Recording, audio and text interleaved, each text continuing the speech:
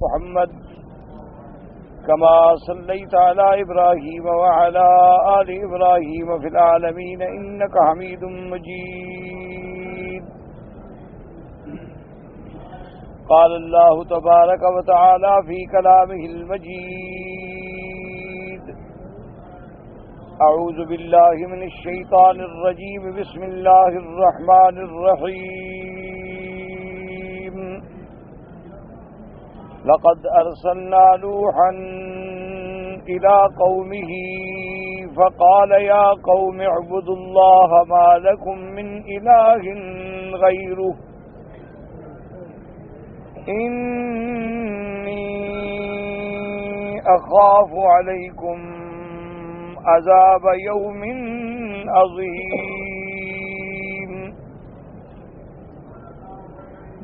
قال الملأ من قومه إنا لنراك في ضلال مبين. قال يا قوم ليس بي ضلالة ولكني رسول من رب العالمين أبلغكم رسالات ربي وأنصح لكم وأعلم من الله ما لا تعلمون. سورۃ الاعراف کی ان آیات مبارکہ میں اللہ تبارک و تعالی نے سیدنا نوح علیہ السلام کے بارے میں ذکر فرمایا،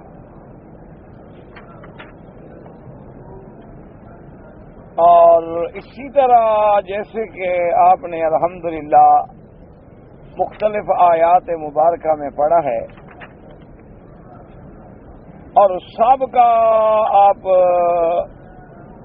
سورۃ الاعراف مبارک کے اندر بھی سیدنا آدم علیہ السلام کے بارے میں بھی پڑھ چکے ہیں کہ ابتدائی صورت میں اللہ تبارک و تعالی نے آدم علیہ السلام کا واقعہ جو ہے بڑے تفصیل کے ساتھ بیان کیا. اسی سورۃ الاعراف مبارک میں کہ وَلَقَدْ خَلَقْنَاكُمْ ثُمَّ صَوَّرْنَاكُمْ ثُمَّ قُلْنَا لِلْمَلَائِكَةِ اسْجُدُوا لِآدَمَ فَسَجَدُوا إِلَّا إِبْلِيسَ لَمْ يَكُنْ مِنَ السَّاجِدِينَ. ان آیات سے لے کر تفصیل کے ساتھ آدم علیہ السلام کا قصہ اللہ نے بیان کیا. آدم علیہ السلام کے قصے کے ذکر کرنے کے بعد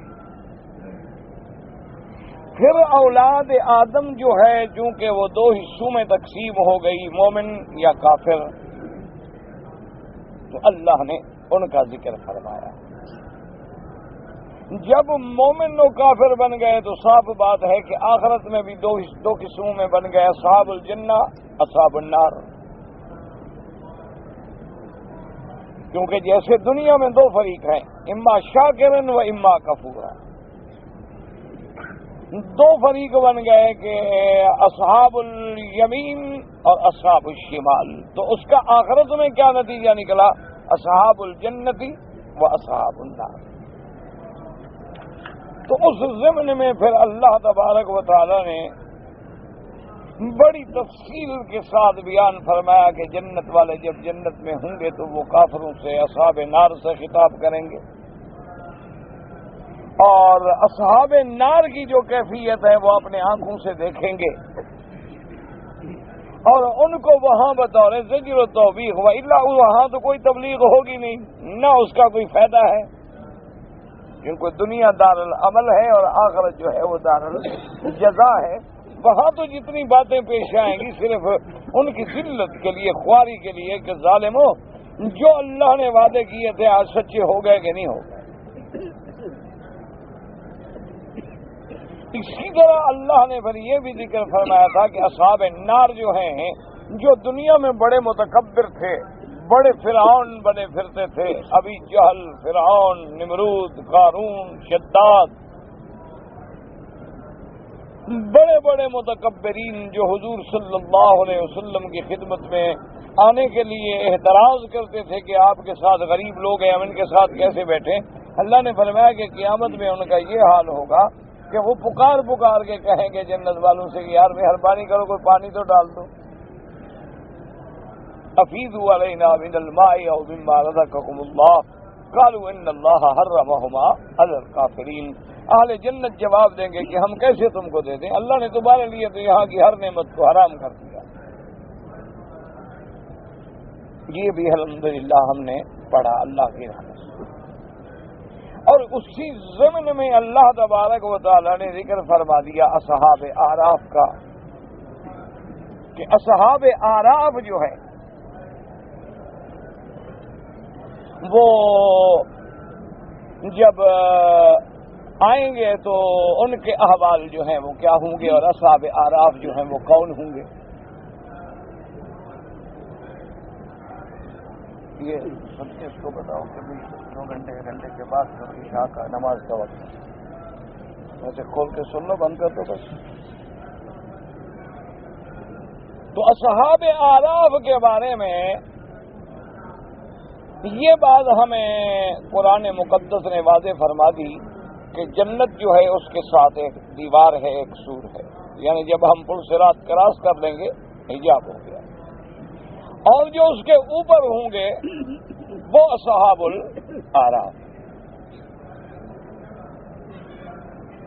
اب اصحاب الاعراف کون لوگ ہیں، اس کے اندر بھی راج قول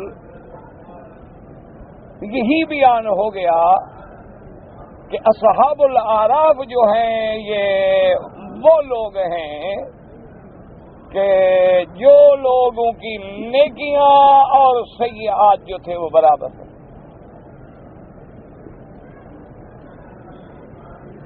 جب ان کے محاسن اور سیئات برابر ہو گئے تو اب ان کی پوزیشن یہ ہو گئی کہ نیکیوں کی وجہ سے وہ جہنم سے بچ گئے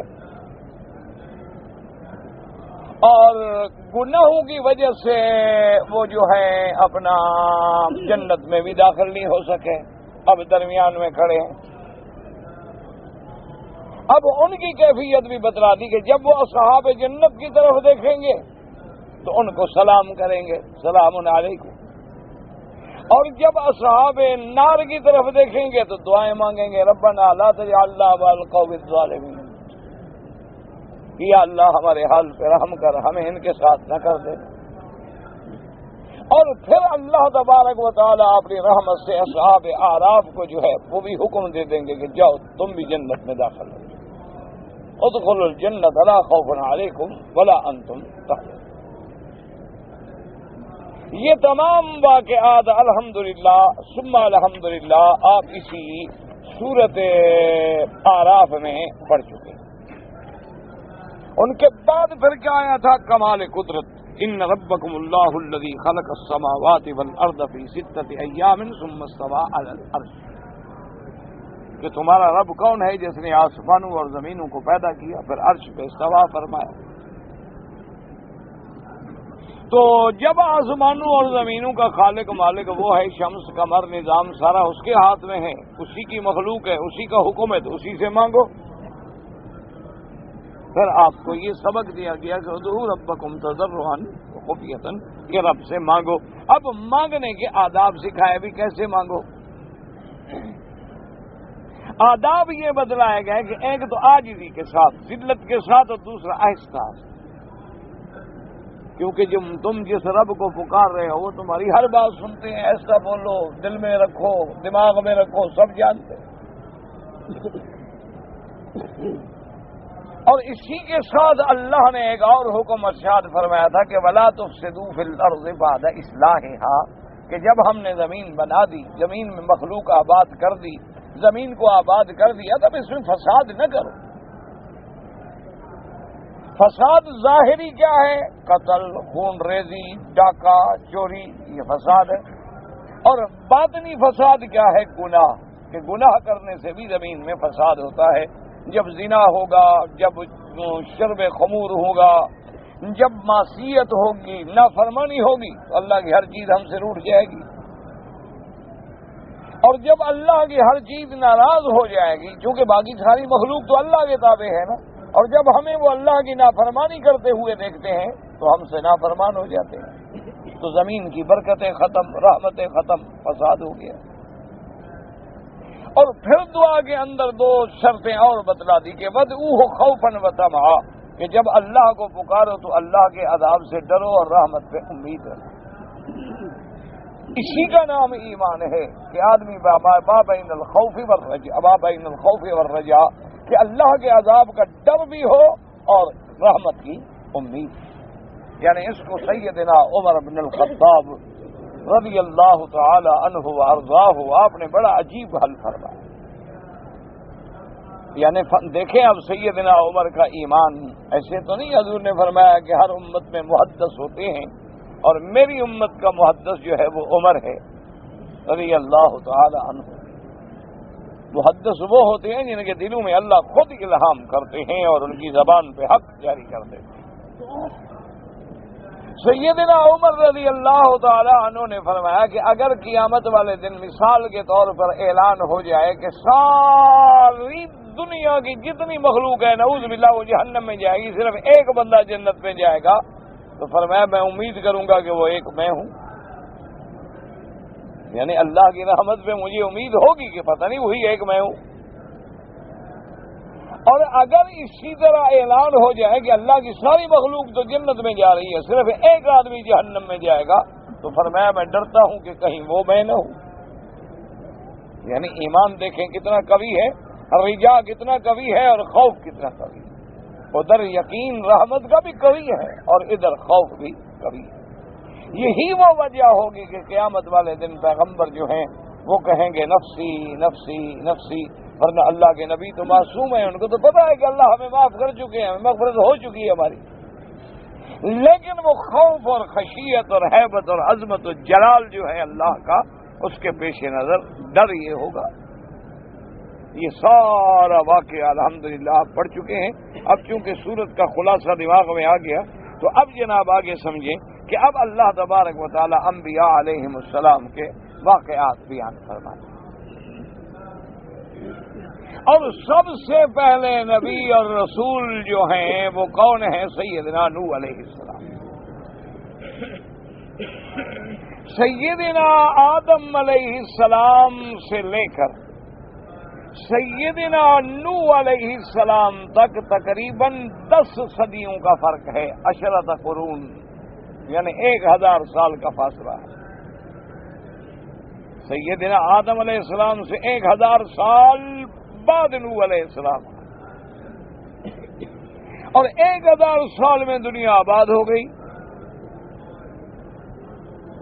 لیکن مجموعی طور پر اتنا کفر یا شرک یا اللہ کے خلاف بغاوت کا اتنا بڑا اظہار نہیں ہوا تھا۔ یہ بالکل جوں جوں حضرت آدم علیہ السلام کی آبادی مخلوق بڑھتی گئی، اولاد بڑھتی گئی بڑھتی گئی بڑھتی گئی بڑھتی گئی، تو پھر آگے جا کر ایسا ایسا ایسا یہ فساد شروع ہوا،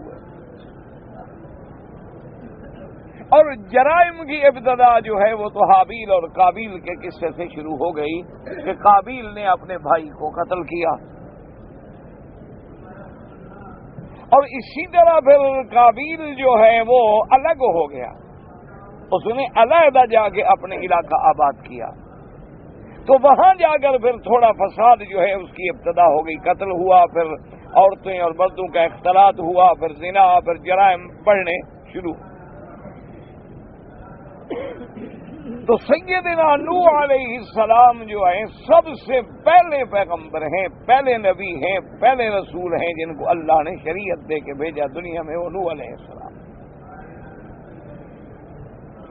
اور سیدنا نوح علیہ السلام جو ہیں یعنی یہ بھی ولد آدم ہے، آدم کی اولاد ہے۔ اسی طرح یاد رکھیں کہ سیدنا نوح علیہ السلام جو ہیں ان کو آدم ثانی کا لقب بھی دیا گیا ہے، اس لیے کہ ساری جو سلسلہ چلتا آیا تو نوح علیہ السلام اولاد آدم میں، پھر نوح علیہ السلام کے زمانے میں جو طوفان آیا تو سب ختم،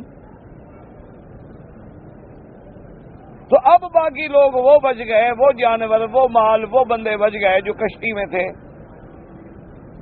باقی تو سب طوفان میں آ گیا، ختم ہو گئی دنیا۔ اب جو لوگ ان میں بچے تو ان میں آپ کی 3 لڑکے تھے، حام، سام، یافس۔ یہ 3 لڑکے تھے نوح علیہ السلام کے جو بچ گئے.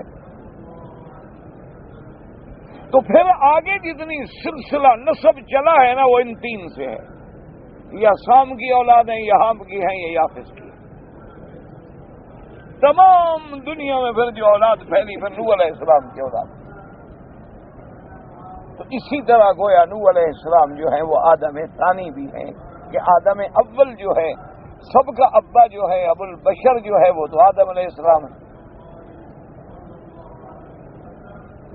اسی طرح ہمیشہ یاد رکھیں کہ نوح علیہ السلام جو ہیں اللہ نے ان کو بڑی عمر عطا فرمائی تھی. تقریباً جو ہمیں روایات کتابوں میں ملتی ہے 1050 سال. آپ کی عمر مبارک جو تھی وہ 1050 سال تھی. قرآن پاک میں جو ذکر آتا ہے نا الف سنۃ الا 50 عاما 1000 کم 50 یعنی 950 سال تو وہ دعوت کی مدت ہے کہ 950 سال تو آپ نے توحید بیان کی دعوت دی قوم کو دین کی طرف بلایا. لیکن چونکہ 40 سال کے بعد نبوت ملتی ہے تو 40 سال پہلے گزر گیا تو نبی بنے. پھر 950 سال تک جو ہے آپ نے دعوت دی قوم نہ مانی. آپ نے بد دعا کی قوم ہلاک ہو گئی کشتی کے آپ جودی پہ اترے اور اس کے بعد زندہ رہے. تو لہذا مجموعی طور پر عمر جو ہے وہ 1050 سال. اور اسی طرح یہ بھی کتب سابقہ کے مطالعے سے ہمیں ملتا ہے کہ حضرت آدم علیہ السلام جو ہے ماشاء اللہ 60 ذراعًا ان کا بہت بڑا لمبا قد تھا. اور پھر جو دور گزرتا گیا تو ان کی اولاد جو ہے وہ چھوٹی ہوتی گئی حتیٰ کہ اب آپ کے سامنے ہے کہ یہ باقی بچے ہیں ہم. لیکن قیامت میں اللہ جب داخل کریں گے جنت میں اپنی رحمت سے تو پھر سب کو اسی بات پہ لے آئیں گے جو ان کی پہلے ابا آدم علیہ السلام کی کیفیت. اور سب شباب ہوں گے کوئی بوڑھا بھی نہیں ہوگا. تو یہ سیدنا نوح علیہ السلام کے بارے میں آپ سمجھیں. اور نوح علیہ السلام قرآن نے بار بار یہی نام لیا ہے وَلَقَدْ أَرْسَلْنَا نُوحًا إِلَىٰ قَوْمِهِ وَنَادَىٰ نُوحٌ رَبَّهُ. اللہ نے حکم دیا تو قال یا نوح إِنَّهُ لَيْسَ مِنْ أَحَدٍ قال قیل یا نوح اهبط بسلام منا وبرکات علیک وعلی ممن. ہر جگہ نوح علیہ السلام. اور علماء نے یہ بھی لکھا ہے کہ نوح علیہ السلام کو نوح کیوں کہا جاتا ہے کہ ناح علی نفسہ کہ اپنے حالت پہ بہت روتے تھے. اللہ کے آگے بہت بڑے رونے والوں میں تھے بلکہ روتے اور میں نے لکھا ہے کہ یہاں داغ پڑ گئے تھے آنسو بہتے کہ اللہ کے آگے ہر وقت گریہ ازاری کرتے تھے. اور اسی سے دیکھیں کہ ہمیں کتنا بڑا سبق ملتا ہے کہ پہلے تو ذکر دعا کا ہم پڑھ رہے تھے نا آگے پھر نوح علیہ السلام کا ذکر آ گیا تو اس میں بھی ایک سبق ملا کہ تم تو سال یا 6 مہینے دعا مانگتے ہو اور کہتے ہو جی ہماری دعا نہیں منظور ہوئی اور جی ہمارا کام تو نہیں ہوا جی خدا نعوذ باللہ ہماری تو سنتا ہی نہیں اور جی ہم غریبوں کی بھی اب خدا نہیں سنتا اور جی نعوذ باللہ خدا بھی بڑے لوگوں کی سنتا ہے. اللہ نے فرمایا ظالمو غور کرو میں نے تو نوح علیہ السلام نے 950 سال تک پکارا تو کسی نے نہیں سنا. تو کیا وہ دعائیں نہیں مانگتے تھے کہ اللہ ان کو مسلمان کر ہدایت دے؟ وہ دعا نہیں مانگتے تھے. نوح علیہ السلام نے کبھی دعا نہیں مانگی. 950 سال جب دعوت دیتے ہیں نبی تو دعائیں بھی تو کرتے ہیں نا. لیکن اللہ کی مرضی کتنے لوگ مسلمان ہوئے جو کشتی میں آ گئے. ایک کشتی میں آ گئے. کوئی بڑا جہاز تھوڑا تھا اس وقت آپ نے بنایا تھا کشتی تھی. مسئلہ الفل کا بھی آئی ہے نا. اور ایک آدمی اچھا کشتی بنائی بھی خود نوح علیہ السلام نے اپنے ہاتھوں سے تو کتنی بڑی چلو ہوگی کہتے ہیں 80 آدمی تھے سارے. اور اس کے بعد کچھ جانور تھے کچھ پرندے تھے کچھ چرند تھے کوئی ایسی چیزیں تھیں وہ بھی کشتی میں تھی. اور جب اللہ تبارک و تعالیٰ نے آپ کی بددعا کو منظور فرمایا تو دیر بھی نہیں لگی. کہ رب لا تذر علی الارض من الکافرین دیارا. اللہ میاں اب یہ نہیں مانتے ان کو ہلاک کر دے تو پھر فوراً ہلاکت آ گئی. اس لیے سبق ملا کہ یہ نہ کہا کرو کہ میری دعا منظور نہیں ہوئی، یا میری دعا منظور نہیں ہوتی، یا میں گناہگار ہوں۔ بھی گناہگار ہی تو پکارتے ہیں رب کو، کہاں گناہگاروں کے لیے کوئی نعوذ باللہ اور خدا ہے؟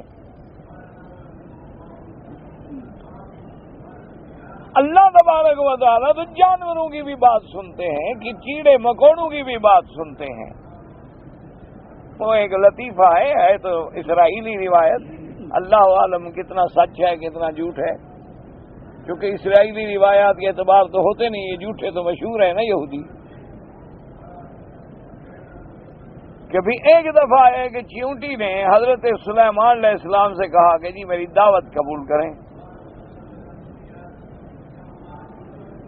اب سلیمان علیہ السلام حیران ہو گئے، ابھی چیونٹی دعوت کر رہی ہے مجھے۔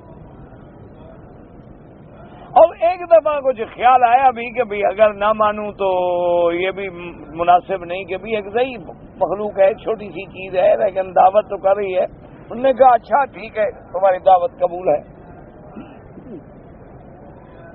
تو اب سلیمان علیہ السلام بیٹھے ہیں تو اس چیونٹی کو اٹھایا، ایسے ہاتھ پہ رکھا اور کہا کہ تم دیکھو تو صحیح تم ہو کیا،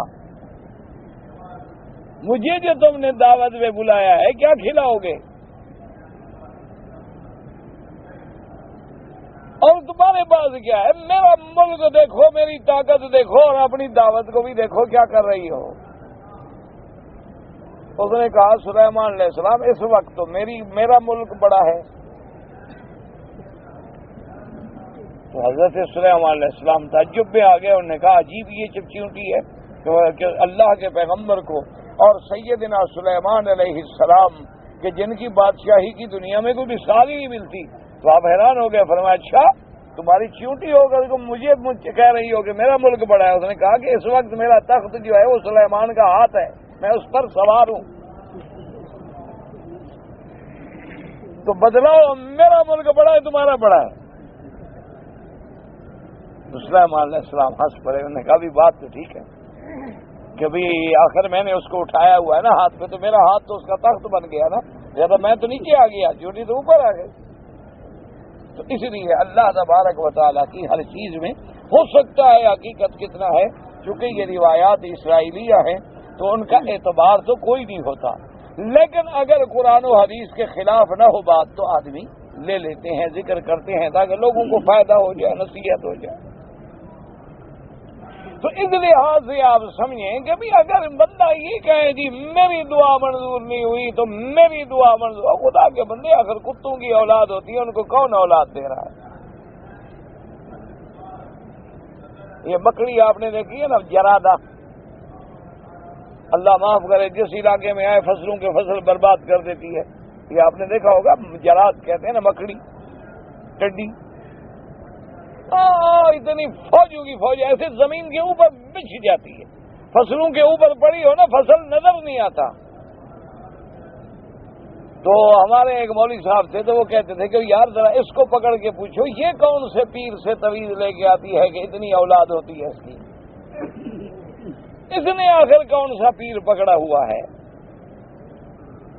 اور جو حلال جانور ہے بکری، اس کے 2 یا 3 بچے پیدا ہوتے ہیں، کتی کے ساتھ ساتھ ہو جاتے ہیں، وہ کہاں جاتی ہے؟ کیا ہے؟ یہ تو اللہ کا ایک نظام ہے۔ ہندو کے گھر میں بھی اولاد ہوتی ہے، سکھ کے گھر میں بھی ہوتی ہے، کافر کے گھر میں بھی ہوتی ہے، یہودی کے گھر میں بھی ہوتی ہے، اللہ کے دشمنوں کے گھر میں بھی ہوتی ہے، ابو جہل کے گھر میں بھی ہوتی ہے، دوستوں کے گھر میں بھی ہوتی ہے۔ ان کے یہاں بھی خوشی ہے، موت ہے، غم ہے، ہمارے یہاں بھی خوشی ہے، موت ہے، غم ہے، یہ اس کا ایک نظام ہے۔ باقی ہر آدمی کی اپنی سوچ ہے، کسی کی سوچ پیر تک اٹکی ہوئی ہے، وہ کہتا ہے مجھے پیر نے بیٹا دیا ہے، کسی کی جناب دوا میں اٹکی ہوئی ہے، وہ کہتا ہے جی فلاں دوائی جو نکلی ہے نا اس کے استعمال سے مجھے بیٹا ہوا ہے، کسی کی ڈور جو ہے جناب کسی کاغذ میں اٹکی ہوئی ہے، اور جو مومن ہے وہ کہتا ہے بابا سب جھوٹ ہے، جب اللہ راضی ہوا ہے تو اولاد دے دی۔ یہ تو اپنی اپنی سوچ ہے، ورنہ نظام تو چلے گا، اللہ کا نظام تو چلتا رہتا ہے۔ اب ایک آدمی کا ذہن بن گیا ہے کہ جی میرے گھر میں جادو ہے اور میرے گھر میں کسی دشمن نے تویز کی ہے، وہ یار یہ ہندو کے گھر میں بھی تویز نہیں کرتے، کافروں کے لیے بھی تویز نہیں کرتے، نہ یہ تویز لکھنے والے جو ہیں ہمارے پیر یا ہمارے عامل یا ہمارے بھوپے یا ہمارے یہ بلائیں جو ہیں کہتے ہیں جن ہمارے تابع ہیں، تو ان کے جن کافروں سے نہیں لڑتے بدبخت، مسلمانوں کو پکڑنے کے لیے ان کے نتابے کیے ہوئے ہیں، سب جھوٹ ہے۔ ضعیف الاعتقاد مسلمان ہوتے ہیں، عورتیں ہوتی ہیں بیچاری ضعیف الاعتقاد، وہ چرب لسان ہوتے ہیں، اپنے بندے بھیج کے تمہارے گھروں میں خود طویل دفن کرواتے ہیں، پھر خود ہی نکلواتے ہیں۔ یہ سب ایک چکر ہے، فریب ہے، فراڈ ہے، دھوکہ ہے آدمیوں کو دماغ۔ اچھا بعض لوگ چکر میں ہیں کہ جی وہ منجم کے بعد جائیں گے، وہ ہمیں بتائے گا کہ تمہارا ستارہ گردش میں ہے، وہ اسی چکر میں وہ بیٹھے ہوئے ہیں۔ جناب میرا ہاتھ دیکھو، مہربانی کرو جی میری تقدیر بتاؤ، میں بڑا پریشان ہوں۔ اور لوگ اس الو کو کچھ آتا تو خود سڑک پہ بیٹھ کے بھیک مانگتا، یعنی اس کے ہاتھ میں ستارے کی گردش نکالنی ہوتی تو اپنے ستارے کو نہ نکال لیتا گردش سے، وہ تو ساری زندگی فٹ پاتھ پہ بیٹھا ہوا ہے، جھوٹ بول رہا ہے، 5 روپے 10 روپے 5 روپے 10 روپے لے رہا ہے۔ اب تو لوگوں نے خیر پرندے بٹھا دیے ہیں کہ جی وہ پرندہ نکالتے ہیں پنجرے سے، کاٹ لے آؤ، قسمت کا حال بتاتا ہے، بندے کو پتہ نہیں طوطے کو پتہ۔ انگریزوں نے مشین بنا دی ہے کہ وزن بھی کر لو، قسمت کا حال بھی دیکھ لو، جب کھڑے ہو کے پیسہ ڈالیں گے ٹک کر کے کوئی کارڈ تو نکلے گا نا، اس میں کچھ تو لکھا ہوا ہوگا، بس وہی تمہاری قسمت ہے۔ لوگ پاگل ہیں، نکال رہے ہیں۔ انا للہ و انا الیہ راجعون۔ ابھی ایک منیلا میں ایک عورت تھی، اتنا اس کا دنیا میں شور اٹھا، اللہ معاف کرے کہ جی جتنی تمہاری بڑی سے بڑی بیماریاں ہیں نا جی، وہ بیماریاں جن کا علاج آپریشن سے ہو، یعنی وہ بیماری کہ بھئی اندر کوئی ٹیومر ہے، رسولی ہے، فلان ہے، بلا ہے، تو اس نے کہا کہ میرے پاس آ جاؤ بس۔ اچھا جی وہ کیسے آپریشن کرتی ہے کہ جی مریض کو لٹا دیتی ہے ایسے، اس کے بعد وہ کھڑے ہو کے پڑھتی رہتی ہے، اس کے بعد ہاتھ کے ساتھ ایسا کر کے اندر سے نکال کے پھینک کے ٹانکا لگا کے پھینک دیتی ہے، کوئی چاقو نہیں چھری نہیں، ہاتھ سے آپریشن ہو رہا ہے۔ لینے لگ گئی مخلوقات کی، ہوٹلوں میں جگہ نہیں ملتی تھی۔ بڑے پڑھے لکھے لوگ، سمجھدار پڑھے لکھے اعلیٰ عہدیدار ہوٹلوں میں پڑے ہوئے ہیں، نمبر نہیں مل رہا۔ اچھا پھر اس کے بھی اوقات مخصوص تھے جی، وہ اتنے مہینے تو جی پہاڑوں میں جا کے عبادت کرتی ہے، وہ آتی ہی نہیں، اور اگر آنا ہے تو پھر روز کی بھی ایک مریضوں کی مقدار ہے کہ اتنے مریضوں کو دیکھنا ہے، اب کتنے آپریشن کرے کھڑے ہو کے، اور یہ باقاعدہ خون نکال کے وہ جو اندر سے چیزیں نکالتی ہیں وہ بھی نکال کے ہمیں دیتی ہے کہ یہ نکلا ہے تمہارے پیٹ سے، جاؤ اب تم ٹھیک ہو گئے، اور پھر ہاتھ پھیر دیتی ہے، نشان بھی کوئی نہیں ہو تو نشان نظر آئے، وہ آپریشن تو ہوا ہے۔ کئی لوگ پاگل ہو گئے، کئی لوگ کہیں جی ہم ٹھیک ہو گئے، 15 دن کے بعد پوچھا کیا ہے، کیا دیدی اب تکلیف تو پھر اسی طرح۔ وہ جو ہپناٹائز کیا نا اس نے مسمرزم کے ذریعے ان کو اپنا اثر ڈالا، وہ جب تک دماغ میں رہ گیا اس نے سمجھا میں ٹھیک ہوں، جب وہ اثر آہستہ آہستہ آہستہ گھٹتا گیا آدمی پھر اسی جگہ آ گیا۔ تو اللہ پاک معاف فرمائے۔ تو بہرحال یہ بھی ہمیں سبق ملا کہ رب سے مانگو، چپکے سے مانگو، ڈر کے مانگو، عذاب سے ڈرو، رحمت کی امید رکھو، مانگنا نہ چھوڑو۔ بندے کا کام ہے کہ مالک کے دروازے پہ پڑا رہے۔ اللہ تبارک و تعالیٰ کے بزرگان دین نے بڑی عجیب مثال دی ہے، انہوں نے کہا کم از کم ان کتوں کو دیکھو، وہ بھی تمہارا دروازہ نہیں چھوڑتے، تم خیرات ڈالتے ہو پڑا ہے، روٹی ڈالتے ہو پڑا ہے، نہیں ڈالتے ہو پڑا ہے، 2 دن تم اسے روٹی نہ ڈالو تب بھی پڑا ہوا ہے، اور اس کے بعد مارتے ہو تب بھی ادھر ادھر بھاگ کے پھر آگے تمہارے پاؤں میں پڑا ہے۔ وہ پاگل بھی ہو جائے تو تمہیں نہیں کاٹتا ہے، مالک کو پہچانتا ہے، تم کیسے بندے ہو کہ خدا کو چھوڑ کے بھاگ جاتے ہو؟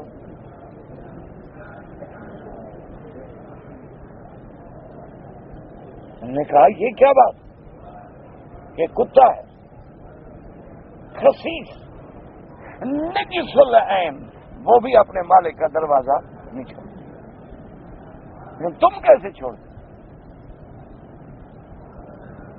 اسی طرح علماء کرام نے بڑی مثالیں دی ہیں سمجھانے کے لیے کہ ایک معمولی سا جانور ہوتا ہے، اچھا آپ نے دیکھا لوگوں نے طوطے پالے ہوئے ہیں، چھوٹی چھوٹی چڑیاں پالی ہوئی ہیں، اچھا ان کو پنجرے سے نکال بھی تو نہیں جاتے؟ وہ اللہ کے بندے ایسے عادی ہو گئے ہیں کہ پنجرے سے ان کو نکال دو، سارا دن گھر میں پھرتے رہیں گے، پھرتے رہنا کھولتے پھر اندر رہیں گے، ان کا بھی گھر بن گیا۔ ہم نے اپنی آنکھوں سے دیکھا، میرے دوست تھے اب فوت ہو گئے، میرے علاقے کے بھی تھے اور میرے دوست بھی تھے فوت ہو گئے، تو انہوں نے اپنا ایک چیتا پالا ہوا تھا، ایک تو شیر ہوتا ہے نا، ایک چیتا ہوتا ہے، چیتا پالا ہوا تھا۔ اچھا وہ بیٹھتے تھے، وہ ساتھ بیٹھا ہوا ہے، سب سے خطرناک جانور۔ کئی دفعہ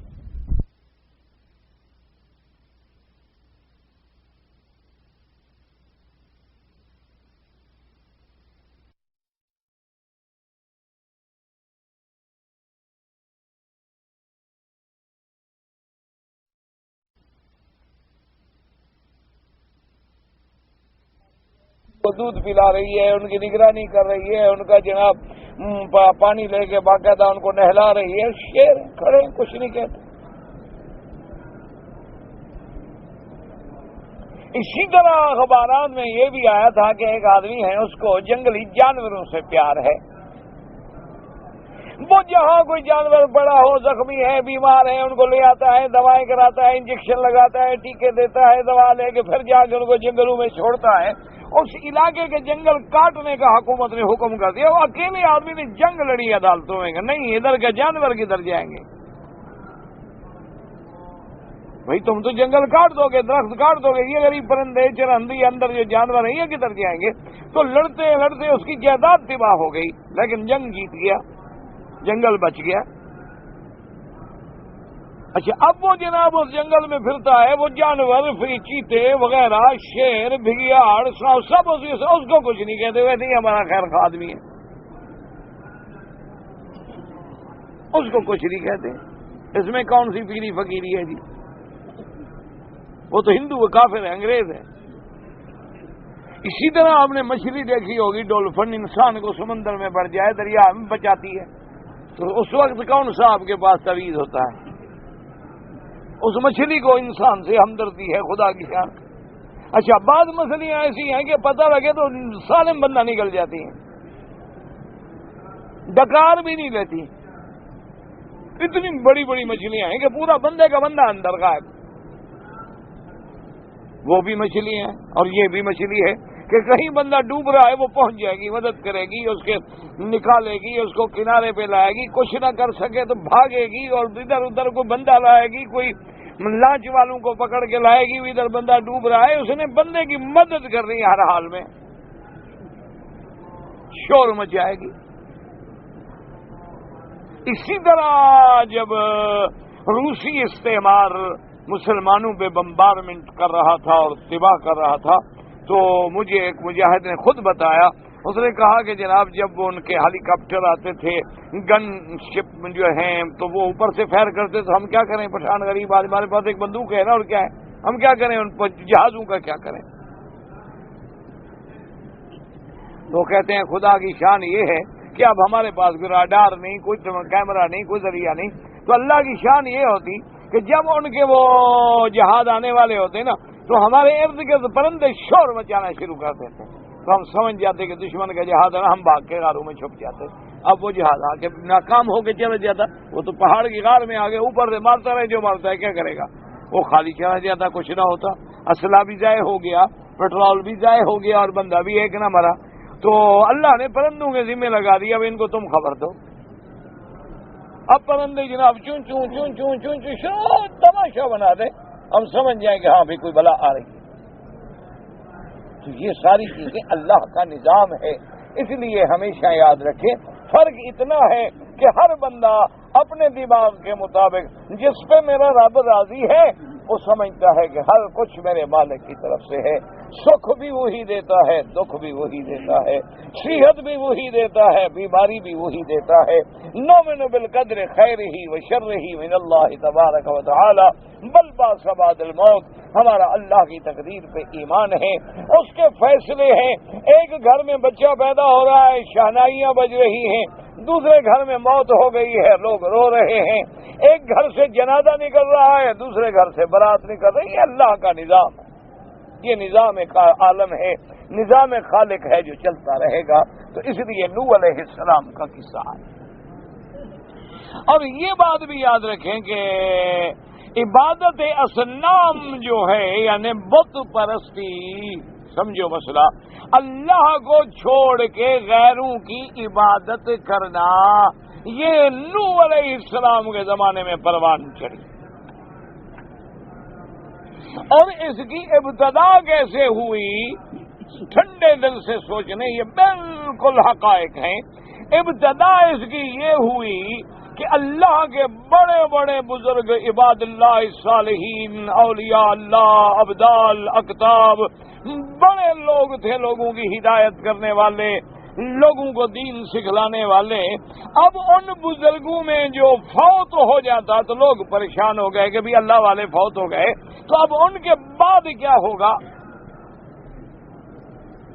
تو شیطان کو موقع مل گیا، وہ انسانوں کی شکل میں آیا اور ہمدرد بن کے ان کے پاس بیٹھ گیا کہ یار بڑے بزرگ تھے، وہ فوت ہو گئے، اللہ کی مرضی، بہت بڑا افسوس ہے، بالکل یہ علاقہ برباد ہو گیا، اللہ والا ہم سے چلا گیا۔ انہوں نے کہا جی ہم تو خود رو رہے ہیں، اب تو ہماری مدت ہو گئی، آنکھیں بھی ترس گئی ان کا دیدار کرتے ہوئے، وہ تو فوت ہو گیا، اب کیا کریں؟ تو اب جناب وہ ساتھ مل کے ان کو رلا رہا ہے اور غم کر رہا ہے اور افسوس کر رہا ہے۔ اور اس کے بعد ایسا ایسا کہنے لگا کہ ہاں بھائی ایک طریقہ ہے، اگر ہم ان بزرگوں کی فوٹو بنا لیں، کوئی بت بنا لیں، کوئی تمثیل بنا لیں، کوئی ان کے مطابق جو ہے ان کا اسٹیچو ہم تیار کر لیں، تو اور تو خیر کچھ نہیں ہوگا اور کوئی فائدہ تو ہوگا نہیں، لیکن کم از کم ہم ان کی شکل تو دیکھ لیں گے نا۔ جیسے دیکھو نا ابھی آج کل لوگ اپنی بیوی کا یا محبوبہ کا فوٹو جیب میں رکھتے ہیں، مطلب کیا ہوتا ہے فوٹو سے؟ کوئی مسئلہ حل ہو جاتا ہے تمہارا؟ کوئی پتہ نہیں، ہو سکتا ہے آپ لوگ بڑے تیز ہیں، کمپیوٹر دماغ ہیں، کوئی حل نکالا ہوا ہو، تصویر کے ساتھ بھی کوئی مسئلہ حل ہو سکتا ہو، لیکن رکھے ہوئے نماز ہے تب بھی اندر ہے اور پرس میں باقاعدہ محفوظ رکھا ہوا ہے۔ اور جو بڑے آدمی ہیں وہ تو خیر سخی ہوتے ہیں، بڑے لوگ ہیں نا ان کا دل بھی بڑا ہوتا ہے، وہ اپنے ڈرائنگ روم میں سامنے لگاتے ہیں بیوی کا فوٹو، ہر مہمان آئے اور دیکھے کہ میری بیوی یہ ہے۔ یہ بڑے دل کی بات ہے نا، بڑے لوگ ہیں دل بھی بڑا ہے، ہم چھوٹے دیہاتی لوگ ہیں، ہم تو ایسی باتوں میں مار دیں بندے کو، ہم تو پاگل ہوتے ہیں نا، تنگ دل، چھوٹے، جاہل۔ یہ بڑے لوگوں کا کام ہے نا جی، اپنی بیوی دوسرے کے ساتھ بھیج دیں، بیوی ڈرائیور کے ساتھ بھیج دیں، بڑے حوصلے کی بات ہے، گردے کی بات ہے۔ سیکٹری کے ساتھ بیوی چلی جائے، اکیلی چلی جائے، پڑھی لکھی ہے، کیا ڈر ہے جی؟ انا للہ و انا الیہ راجعون، اللہ تبارک و تعالی رحمت فرمائے۔ بہرحال انہوں نے کہا کہ بھائی بزرگوں تم بات تو ٹھیک کر رہے ہو، لیکن ان کی تصویر کون بنائے؟ ہمیں تو نہیں آتی، کیمرے شیمرے تو تھے نہیں، یہ تو اب آ گئے۔ اس نے کہا خیر یہ مسئلہ تو ہے، لیکن میں کوشش کرتا ہوں کہ تمہیں بنا کے دیتا ہوں۔ اب وہ تو جناب شیطان ابلیس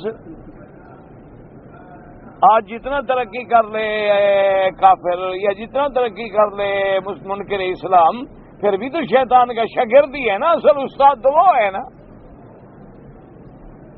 تو اس نے جناب بزرگوں کا ایسا جناب مجسمہ بنایا نا کہ دور سے دیکھو تو بزرگ خود کھڑا ہے، بات کر رہا ہے۔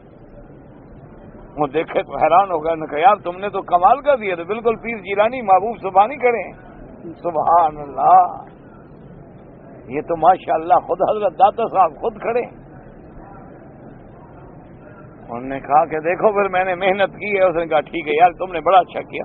اس نے کہا بس ٹھیک ہے، ایسا کرتے ہیں کہ ایسے سارے بزرگوں کی تماثیل ہم بنا لیتے ہیں اور ان کو مکانوں میں اپنی جگہوں میں محفوظ کر لو، اور ایسا کرو، چلو ٹھیک ہے ایسا کرو نا، مسجد میں نماز پڑھنے جاتے ایک کونے میں ان کو بھی رکھ دو کہ نماز پڑھنے جو گیا تھا اپنے بزرگ کو بھی دیکھ کے آگے زیارت بھی ہو گئی۔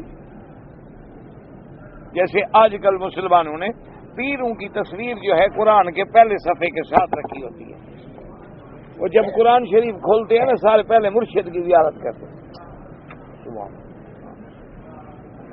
پھر قرآن شریف کی دوبارہ زیارت کرتے ہیں۔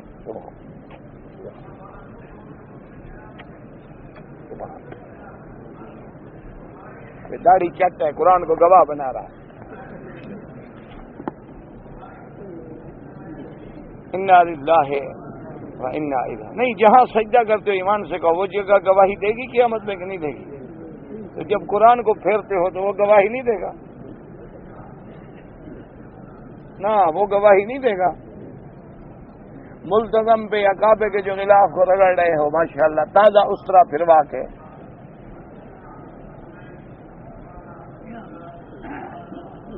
کیا ہے؟ کیوں ڈھونگ رچایا؟ خدا کے ساتھ بھی دھوکے کرتے ہو یار. اللہ کے ساتھ تو فریب نہ کرو، چلو ہم مولویوں کے ساتھ تو کرو، اللہ میاں کے ساتھ تو دھوکہ نہ کرو. سیدھی بات کرو، یا کافر یا مسلمان، یا بے حیا یا با حیا، یا بے غیرت یا با غیرت. یہ کیا آدھا بٹیر آدھا تیتر؟ یہ کیا بات ہوئی کہ کسی وقت نماز پڑھے اللہ سبحان اللہ اور پیر کی قبر پہ بھی سجدہ کرے؟ وہ چھوڑ دو، اللہ کو کوئی ضرورت نہیں. اللہ نے فرما دیا فمن شاء منکم فلیؤمن ومن شاء فلیکفر. جو چاہے ایمان لائے، جو چاہے کفر کرے، جائے جہاں مرضی ہے. اللہ کو کیا ضرورت ہے؟ تم نماز نہ پڑھو، کیا خیال ہے کعبہ شریف نیچے ہو جائے گا؟ نہ، تم نماز پڑھنے نہ ہو تو کیا خیال ہے کعبہ شریف کی شان میں کمی آ جائے گی؟ تم اگر اس سال حج پہ نہ ہو تو عرفات رونا شروع کر دے گا تمہارے لیے. تو سیدھی بات کرو، یا مسلمان بنو یا نہ بنو. کیوں اسلام کو بدنام کرتے ہو؟ کیوں کلمہ پڑھ کے محمد پاک کی شان عظمت کو گھٹانے کی کوشش کرتے ہو کہ نام لیتے ہو امت محمد مصطفیٰ کا اور کہتا کام کرتے ہو شیطان والے؟ کلمہ پڑھتے ہو محمد مدنی کا، پھر اسی زبان سے گالیاں بھی دیتے ہو، بکواس بھی کرتے ہو، غیبت بھی کرتے ہو، جھوٹ بھی بولتے ہو، حجر اسود پہ بھی منہ لگاتے ہو، پھر شراب بھی پیتے ہو. کیا بات؟ کون سا اسلام ہے؟ خدا کے کعبے کو بھی چمٹتے ہو، غلافوں کو بھی چمٹتے ہو، ملتزم پہ بھی چمٹتے ہو، داڑیاں بھی منڈاتے ہو، جھوٹ بھی بولتے ہو، شرابیں بھی پیتے ہو، زنا بھی کرتے ہو، لواطت بھی کرتے ہو، دھوکے بھی دیتے ہو، فریب کاریاں بھی کرتے ہو، اور کوئی پوچھے کون ہو؟ جی مسلمان. ماشاءاللہ. پھر مسلمانوں کو تو بدنام نہ کرو نا بھائی، کیا ضرورت ہے؟ سیدھی بات کہو جی نہیں ہم کوئی مسلمان نہیں. ہم مسلمان ہوتے تو مسلمانوں والے کام نہ کرتے، سیدھی بات کہتے. تو اس لیے اب جناب وہ جناب وہاں سے بزرگوں کے بت آ گئے گھروں میں اور مسجدوں میں، لیکن وہ سجدہ نہیں کرتے تھے، عبادت نہیں کرتے تھے، ہاتھ شاط نہیں لگاتے تھے، بتا کے دیکھتے تھے، یاد کرتے تھے سبحان اللہ ہمارے بزرگ تھے جی، ہمارے شیخ تھے، ہمارے مرشد تھے، ہمارے استاد تھے، انہوں نے بڑا فیض پہنچایا. ایسے ایسے چلتے چلتے اب وہ نسل جو تھی مر گئی، تو چھوٹے بچے تھے تو وہ جوان ہو گئے. اب شیطان نے ان کے دماغوں میں ڈالا، انہوں نے کہا کہ دیکھو بات سنو، یہ جو ہے نا بت اصل میں تمہارے والدین ان کی سجدہ ان کی عبادت کرتے تھے، وہ ان کے ذریعے اللہ تک پہنچے ہیں، انہوں نے ان کے ذریعے دین حاصل کیا ہے، تم بھی انہی سے مدد مانگو. تو وہاں سے یہ بت پرستی شروع ہوئی. ایک بات یاد رکھو، ورنہ یہ بت شت نہیں تھے. کوئی پتھر کی پوجا نہیں کرتا، کوئی لوہے کی پوجا نہیں کرتا، کوئی پیتل اور چاندی اور سونے کی پوجا نہیں کرتا. اگر سونے کی پوجا کرنی ہو تو اتنا سونا رکھ لیا سامنے، شروع ہو گئے. پھر بندہ بنانے کی کیا ضرورت ہے؟ کوئی مرد کی شکل ہے، کوئی عورت کی شکل ہے، کوئی 2 سر ہیں، کوئی 4 سر ہیں. وجہ کیا ہے؟ کچھ فرشتوں کی شکلیں ہیں، کچھ بزرگوں کی شکلیں ہیں، کچھ سیارات کی شکلیں ہیں، کچھ بروج و ابراج کی شکلیں ہیں، اور انہی کو تصرف کا مانتے ہیں قائل. وہاں سے یہ بت پرستی کی ابتدا ہوئی. تو یہ سب سے پہلے وبا جو ہے وہ نوح علیہ السلام کے زمانے سے چلی، اور نوح علیہ السلام نے انہی کے خلاف اسی پہ جہاد کیا، جن آیات کو ہم نے آج کے سبق میں پڑھا ہے. اللہ فرماتے ہیں لَقَدْ أَرْسَلْنَا نُوحًا إِلَىٰ قَوْمِهِ فقال يا قوم اعبدوا الله ما لكم من إله غيره. اللہ فرماتے ہیں کہ ہم نے نوح علیہ السلام کو ان کی قوم کی طرف بھیجا. اللہ کے پیغمبر نے اپنی قوم کو سب سے پہلی کیا دعوت دی کہ اعبدوا اللہ، اللہ کی عبادت کرو. ما لکم من الہ غیر، اللہ کے سوا کوئی الہ نہیں، کوئی معبود برحق نہیں، کوئی عبادت کے لائق نہیں، صرف اسی کی عبادت کرو. انی اخاف علیکم عذاب یوم عظیم. اور نوح علیہ السلام نے فرمایا کہ اے قوم، میں قیامت والے دن کے عذاب سے تمہارے لیے ڈر رہا ہوں کہ تم اس کی عبادت چھوڑ کے بتوں کے آگے جھکتے ہو، اس کی عبادت چھوڑ کے غیروں سے مانگتے ہو، اس کی عبادت چھوڑ کے غیروں کو حاجت روا سمجھتے ہو. میں ڈرتا ہوں قیامت والے دن کے عذاب سے کہ تم پہ کیسا عذاب ہوگا. قال الملأ من قومه إنا لنراك في ضلال مبين. قال الملأ، ملا کس کو کہتے ہیں؟ سردار. جو ان قوم کے بڑے بڑے تھے نا، ان کو عربی میں کہتے ہیں ملا. ملا اس لیے کہتے ہیں کہ تملأ أعين الناس، کہ وہ ان کا روب داب جو ہے نا تو لوگوں کی دیکھتے ہوئے آنکھیں بھر جاتی ہیں اور دل ڈر جاتے ہیں کہ بڑے لباس ہیں. قال الملأ من قومه، ان کے سرداروں نے ان کی قوم سے کہا کہ اے نوح علیہ السلام، ہمیں تو خود یہ خیال ہے کہ نعوذ باللہ تم خود کھلی گمراہی میں پڑے ہوئے ہو کہ ہم ان سب کو چھوڑ کے ایک کو کیسے خدا مان لیں. یہ ساری دنیا کے کام ایک خدا کیسے کر سکتا ہے؟ اور پھر یہ تو ہمارا واسطہ ہے. معلوم ہوتا ہے کہ جو تم ہمیں عذاب قیامت سے ڈراتے ہو، کیسی قیامت، کیسا مرنا، کیسا دوبارہ زندہ ہونا، کہاں وہ عالم آخرت ہے؟ معلوم ہوتا ہے خود تمہارا دماغ نعوذ باللہ کام نہیں کر رہا، تم خود گمراہی میں پڑے ہوئے ہو اور ہمیں غلط. اب پیغمبر کی رحمت دیکھیں، شفقت دیکھیں. قال یا قوم لیس بی ضلالۃ ولکنی رسول من رب العالمین. پیغمبر ہے نا، اللہ کا نبی ہے. قوم کہتی ہے تم گمراہ ہو، یہ نہیں کہہ رہا جواب میں کہ نہیں تم گمراہ ہو. یہ تو آج کا ہے نا، اللہ پاک معاف کرے گا. ذرا کوئی مخالف ہو تو کہہ دیں گے بس یہ کافر ہے، اس کی نماز نہیں ہے، اس کا روزہ نہیں ہے، اس کا دین ہی نہیں، کچھ بھی نہیں. ذرا ائمہ کا بھی اختلاف ہو کہہ دیں گے نعوذ باللہ. کھاؤ جی سوال، خلاص کوئی سوال نہیں، بس جو میں نے سمجھا ہے وہی دین ہے. لیکن یہ دعوت پیغمبر ہے، وہ پیغمبر کو نعوذ باللہ سامنے کھڑے ہو کے کہتے ہیں کہ تم گمراہی میں ہو. پیغمبر نے کہا ظالمو لیس بی ضلالۃ، مجھے کوئی گمراہی نہیں، میں کوئی گم کردہ رہا نہیں.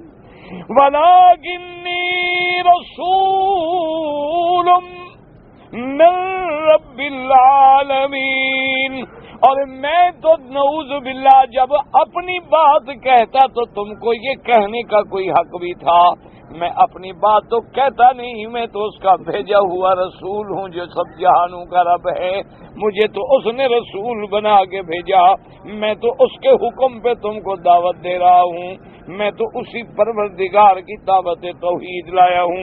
اور کتنا فرماتے ابلغکم رسالات ربی وانصح لکم وَأَعْلَمُ مِنَ اللَّهِ مَا لَا تَعْلَمُونَ. کیا ہے ظالموں، میں تم کو اللہ کا پیغام پہنچاتا ہوں. وَأَنصَحُ لَكُمْ، میں تو تمہارا سب سے بڑا خیر خواہ، تمہاری نصیحت کرنے والا، تاکہ تم جہنم کی آگ سے بچ جاؤ، تم کفر و شرک سے بچ جاؤ، تم غیر اللہ کی پکار سے بچ جاؤ، غیر اللہ کی ندا سے بچ جاؤ. میں تو تمہارا خیر خواہ ہوں. اور یہ بات بھی یاد رکھو، وَأَعْلَمُ مِنَ اللَّهِ مَا لَا تَعْلَمُونَ، اور میں اللہ کی طرف سے وہ چیزیں جانتا ہوں جو تم نہیں جانتے. اللہ نے مجھے وحی کے دیے, اللہ نے مجھے آخرت کے بارے میں علم دیا ہے, اللہ نے مجھے توحید سکھلائی ہے. تم نہیں جانتے ہو, میں تو تمہارا خیر خواہ ہوں, اللہ کا رسول ہوں, اور پھر میرا مقصد دعوت جو ہے تمہاری ہدایت, تمہاری کامیابی ہے. لیکن بگڑی ہوئی قومیں ہیں, کہاں سنتی ہیں. دعا کریں اللہ پاک ہم سب کو ہر کلمے پڑھنے والے کو ہدایت نصیب فرمائے. اللہ تبارک و تعالی ہر کلمے پڑھنے والے کو صحیح عقیدہ نصیب فرمائے. اللہ تبارک و تعالی ہر کلمے پڑھنے والے کی پریشانیاں, بیماریاں, دکھ ظاہری باطنی دور فرما دے, ہدایت کی فضا پیدا کر دے. دعا کرو کہ اللہ پورے عالم میں خود ہدایت کی ہوائیں چلا دیں. کیوں ہمارا ایمان ہے کہ اسلام تو غالب ہوگا, لیکن جب ہم اپنے عمل دیکھتے ہیں نا پھر بڑی پریشانی ہوتی ہے کہ کیسے غالب ہوتا. معلوم یہی ہوتا ہے کہ اللہ جتنے یہ دنیا ترقی کر رہی ہے نا, یورپ وغیرہ جتنے ملک ہیں, یہ سب کے سب اللہ کی رحمت سے اسلام میں آئیں گے.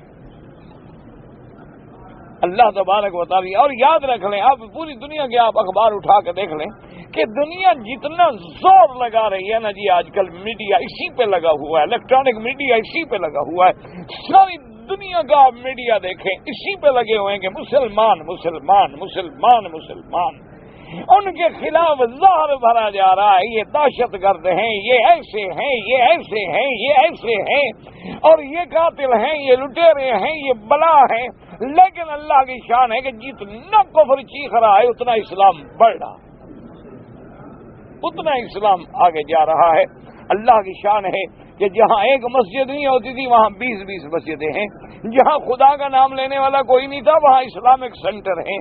اگر انہوں نے مسلمانوں کی ایک مسجد توڑی ہے تو 50 اور بن گئی ہیں. اگر پہلے 50 نمازی تھا تو 500 ہو گئے ہیں.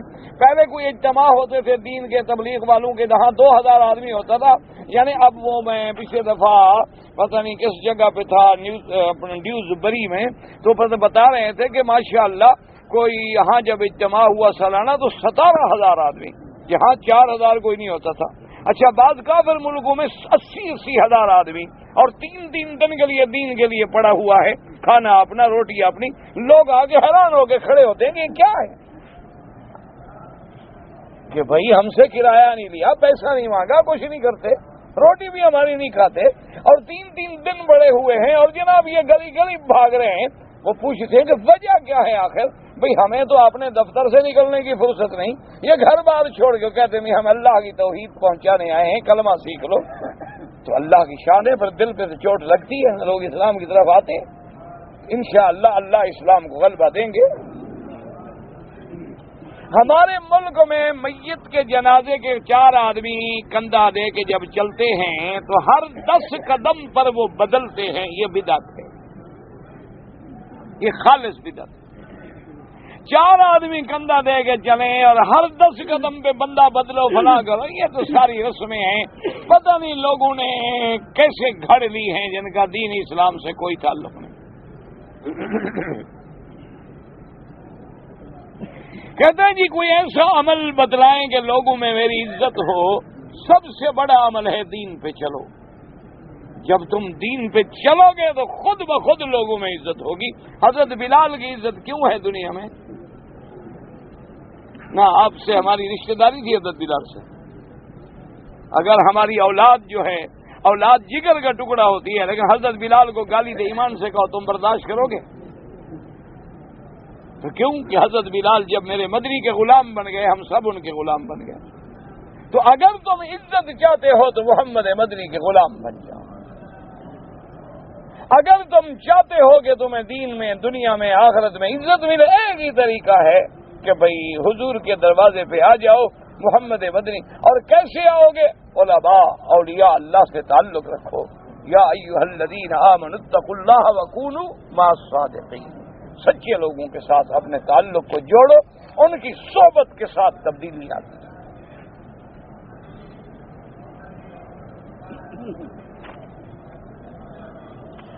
سنی کے کیا معنی؟ سنت پہ عمل کرنے والا, یہی معنی.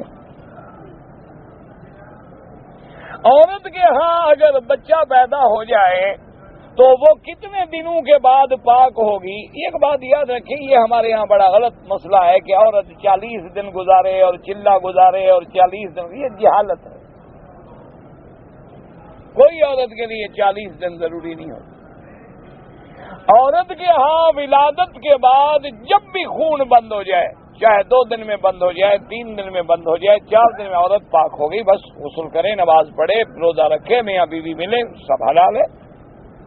40 دن کا معنی یہ ہے کہ خون رکتا نہیں، آ رہا ہے آ رہا ہے آ رہا ہے، تو اب کتنا انتظار کریں گے؟ ساری زندگی تو نفاذ نہیں ہوتا، 40 دن تک دیکھیں گے۔ 40 دن کے بعد بھی خون نہیں رکتا تو اب کہیں گے بیماری ہے، نفاس نہیں ہے، اب غسل کر کے نماز بھی پڑے گی۔ ورنہ جب بھی خون بند ہو جائے، چاہے 1 دن میں بند ہو جائے، 2 دن میں ہو جائے، 3 دن میں ہو جائے، 4 دن میں ہو جائے، 10 دن میں ہو جائے، عورت تسلی کر لے، اندر کپاس رکھ لے، تسلی ہو جائے کہ خون صحیح معنی میں واقعی بند ہو گیا۔ کبھی ایسا ہوتا ہے کہ 2 گھنٹے بند ہو گیا پھر نشان لگ گیا، 4 گھنٹے بند ہو گیا پھر نشان لگ گیا، وہ بند نہیں کہلاتا۔ بند کا معنی ہے کہ کامل تسلی ہو جائے، بس غسل کر لے، پاک ہو گئی، میاں بیوی ملے، نماز پڑھیں، روزہ رکھیں۔ بہرحال الصلاۃ خیر من النوم حضور کے زمانے میں ہی صحابہ نے کہا اور حضور نے بھی منظوری دی۔ ہمارے ماموں جو ہیں بیمار ہیں، اللہ ہر بیمار کو شفا دے، اللہ سب کی بیماریاں دور کرے، ہماری، آپ کی، بچوں کی، ظاہری، باطنی، روحانی سب بیماریاں دور کرے۔ مغرب کی نماز کے بعد جو ہے ہم اوابین پڑھیں یا طواف کریں، افضل عبادت مکے میں نفلی عبادات میں طواف ہے۔ یعنی فرض تو فرض ہے نا، وہ تو ٹالا نہیں جا سکتا نا، واجب واجب ہے، لیکن نفلی عبادت جتنی ہے، نفل پڑھنا، تلاوت کرنا، درود پڑھنا، کلمہ پڑھنا، قرآن پڑھنا، ان سب میں افضل طواف ہے۔ کیونکہ باقی ہر عبادت ہر جگہ ہو سکتی ہے، لیکن طواف اللہ کے گھر کے بغیر نہیں ہو سکتا، اس لیے ہر اوابین ہو، نوافل ہو، طواف افضل ہے۔ قنوت نادلہ کا معنی یہ ہے کہ خدا نخواستہ مسلمان جیسے شیشان میں ہیں، کوسوا میں ہیں، فلسطین میں ہیں، تو صبح کی نماز میں حضور دعائے قنوت پڑھتے تھے اور کافروں کے لیے ہلاکت کی دعا کرتے تھے، مسلمانوں کی نصرت کی دعا، اسی کا نام ہے قنوت نادلہ۔ حتیم کا سارا جو گول چکر ہے، یہ کعبے کا سارا حصہ نہیں ہے، دیوار سے 7 ہاتھ پیمائش کریں تو وہاں تک کعبے کا حصہ ہے۔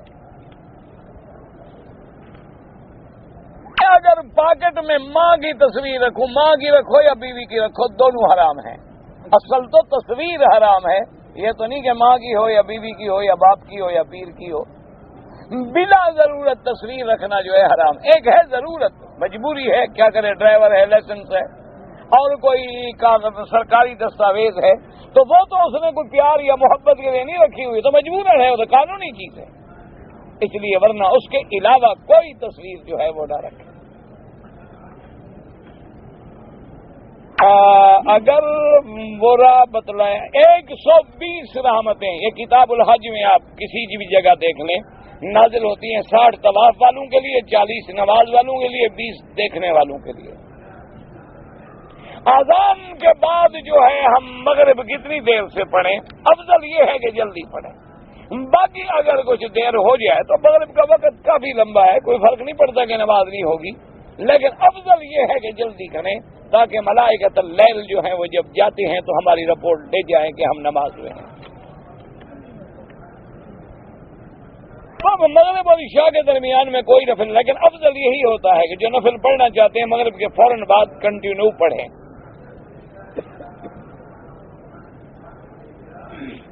اگر ایک آدمی جمعہ کے دن فجر کی نماز میں آیا اور وہ اس وقت شریک ہوا کہ امام پہلی رکعت میں سجدہ تلاوت کر کے دوبارہ کھڑے ہو گئے تھے، اس نے سجدہ نہیں کیا کوئی، وہ تو شریک ہی نہیں تھا، تو سجدہ کیوں کرتا؟ یہی تو ہے، ہم کہتے ہیں کہ امام کی بات جو ہے وہ سب کی بات ہے، یہی تو ہے مسئلہ سارا، یہی تو ہم ساری چیز جو ہے نا یہی تو سمجھائی جاتی ہے کہ اب امام کرے گا تو ہم کریں گے، امام نے نہیں کیا ہم کیوں کریں بھائی، وہ پہلے کر چکا ہے تو کر چکا ہے، خلاص ہم آگے کھڑے ہو جائیں گے، خلاص کوئی بات نہیں۔